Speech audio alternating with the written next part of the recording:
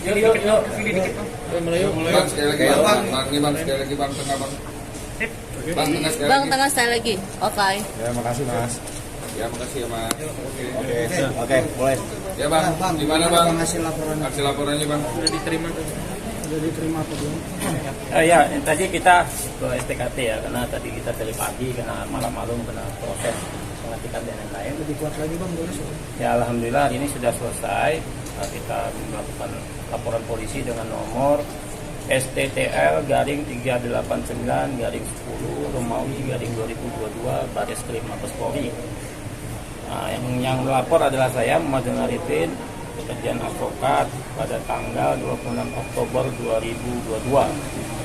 Terlapor di sini adalah Andreas Adrianto selaku Komisaris Utama PT Cipta Aset Digital dan PT Indonesia Digital Exchange dan kawan-kawan. Jadi ada 134 orang, maka disingkat dan kawan-kawan.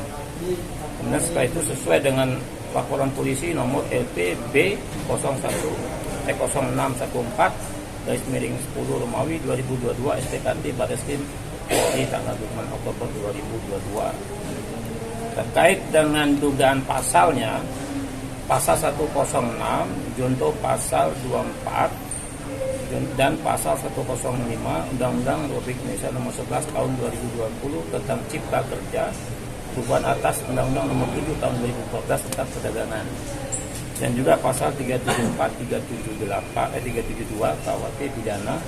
Kemudian pasal 3, pasal 5 Undang-Undang nomor 8 tahun 2010 tentang TPPU, tindak pidana pencucian uang.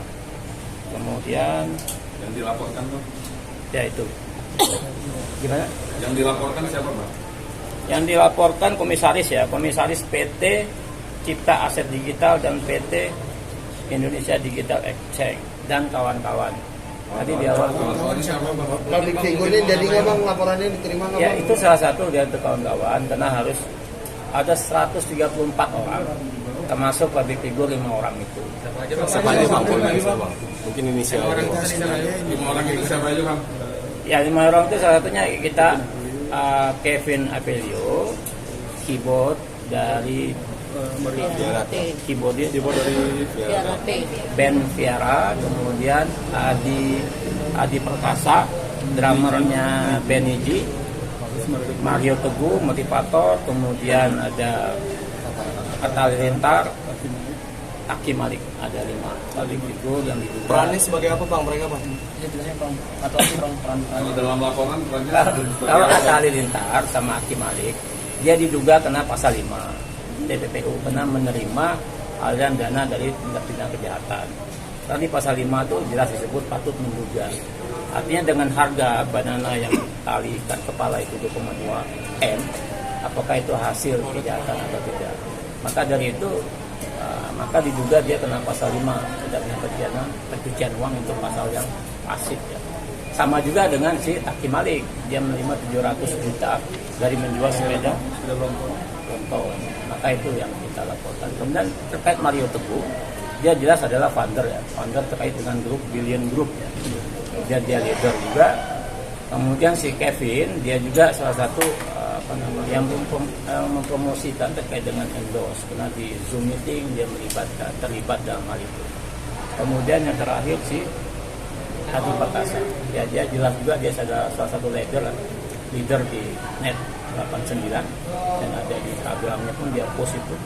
Nah maka dari itu mereka yang terlibat ini kita minta untuk hadir untuk mengklarifikasi ke Mabes Polri terkait dengan dugaan mereka terlibat Net 89. Karena atas mereka yang menjadi promotor ataupun menjadi endorse itu bisa menarik para korban untuk ikut serta.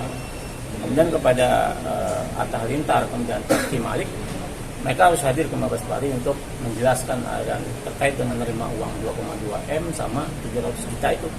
Kalaupun mereka ingin menyerahkan, kita berharap mereka menyerahkan itu. Kalau tidak, bisa dikenakan pasal 5 maksimal 5 tahun penjara. Maka itu harapan kita untuk proaktif. Dari penyidik sendiri kapan rencananya memanggil? 14 hari kerja ya, nanti 14 hari kerja setelah proses ini.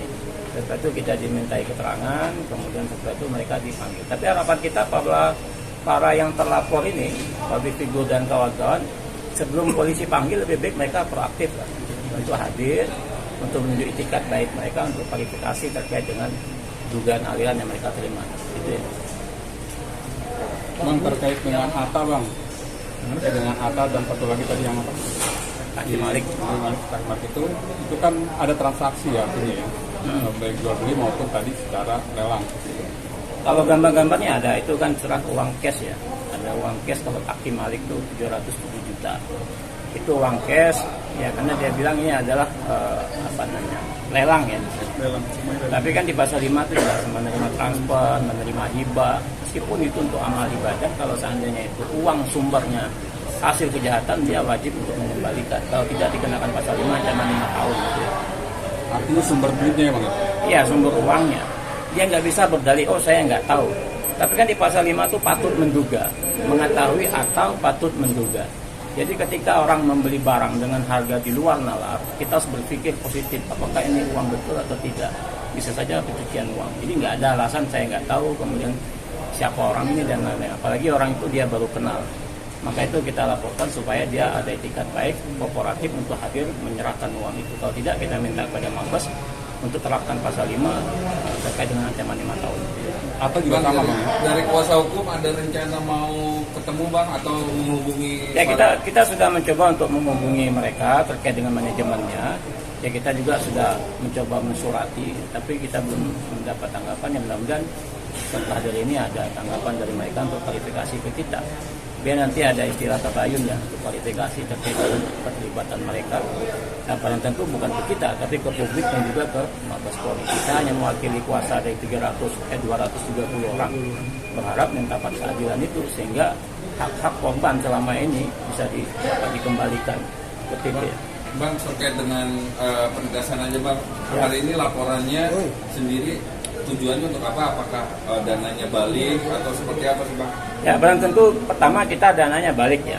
Karena di pasal 94 KUHP pidana, hukum acara pidana itu artinya ada penggabungan ganti rugi ya. Jadi bisa kawan-kawan penyidik bisa mengenakan pasal itu kerjasama dengan kawan-kawan jaksa nanti pada saat kawan-kawan jaksa untuk menerapkan membuat surat dakwaan itu bisa diselipkan. Kemudian bisa untuk bantuan dari kawan-kawan FPSK terkait dengan hak restitusi ya, hak ganti rugi. Itu akan kita lakukan. Maka setelah ini mungkin Senin nanti kita akan datang ke LPSK membuat laporan juga terkait dengan minta ganti rugi dengan restitusi. Bang, dari 230 orang itu berapa total bang? 28 M. 28 miliar. Ya. Dari bang, kalau duit sudah dikembalikan apakah akan tetap berjalan atau akan dilakukan? Seperti apa bang? Ya, terkait dengan proses lagi-lagi dugaan public figure ini kan pasal 5 itu kan pasif ya. Beda dengan TPPU pasal 3 itu bisa dikenakan pada ownernya. Tapi kalau yang public figure ini pasif, dia pasal 5. Nah, pasal 5 ini ketika dia sudah mengembalikan uang itu bisa dikembalikan. Beda dengan tipikor ya. Peristiwa pidananya nggak bilang. Tapi ini kan bukan tipikor, penipuan dan penggelapan. Jadi juntuhnya ke sana, maka kalau dia ada etikat baik mengembalikan uang itu, maka pidananya tidak bisa diterapkan. Tapi kalau seandainya dia tidak mau mengembalikan, maka bisa dikenakan. Beda dengan tipikor, meskipun dia kembalikan tetap peristiwa pidananya nggak hilang. Ancamannya berapa lama sih? 5 tahun.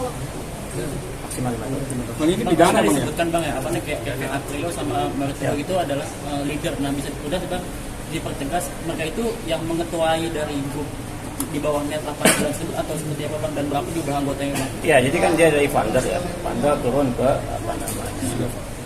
CEO founder, kemudian turun ke exchanger. Yang exchanger itu yang menerima uang itu. Kemudian leader. Nah, leader ini akan dia di bawahnya ada Topes dan segala macam. Ini ada grup Billion Group itu foundernya si Mario Teguh. Kemudian ada grup apa itu? Ada yang di Kudu Sugi itu foundernya si Reza Patet yang ngasih uang ke Haji Malik sama si Atta Halilintar. Nah, itu yang terkait dengan di bawah-bawah. Maka mereka pasti punya peran kan terkait dengan skema Ponzi ya. Jadi makin banyak di bawah ya makin banyak. Berarti artinya Maritimo ini yang membuat marketing supaya ya itu jelas di video YouTube sudah kita download, kemudian video YouTube, Instagram sudah kita masuk ke CDR, itu sudah kita serahkan sebagai bukti elektronik ya, termasuk dengan gambar-gambar di medsos seperti apa Adi Perkasa kan ada gambar di Instagram dia menunjuk begini ya, dan dia adalah leader Topes, dan dia sudah kita laporkan bukti terkait dengan gambar itu. Artinya juga termasuk yang mendesain grup Billion ini supaya berjalan sebagaimana mestinya bang. Ya itu nanti CEO-nya yang mendesain dan mendesain founder. Itu kan ada orang-orang di atas, semua kita laporkan ada 134 orang.